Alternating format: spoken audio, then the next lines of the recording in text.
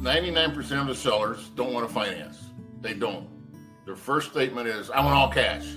So we explain to them that doesn't work, because if they're saying that they don't trust the business to go forward to pay something on a note, then he must know something nobody else knows that's bad for the business.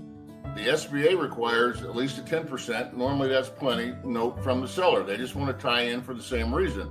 Make sure that he feels like the business is going forward.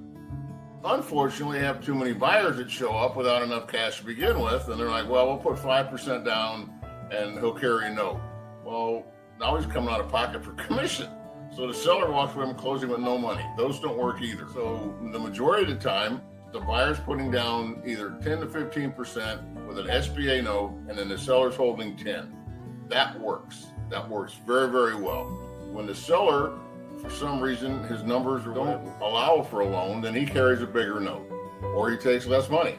That's just how it is. And once they're presented those options, they'll make decisions. Now, if you find something where it's just starting to take off, or it's got a nice wings to it, but the seller's old, there are earnouts. There's ways so you can pay him for more money later on top of the purchase price based on sale. He's carrying a note, but it's going to be based on sales. There's a lot of ways to do this. You can't go in with no money expecting a seller to carry 100%. And we tell sellers don't expect cash. It's easier to get a seller 10% more for the business and him a 10% note than it is to get seller for the original price all cash. That's just scares the lenders, the buyers, scares everybody. Yeah, it's been here 30 years, but you're selling it now and you don't want to hold a note forever at all.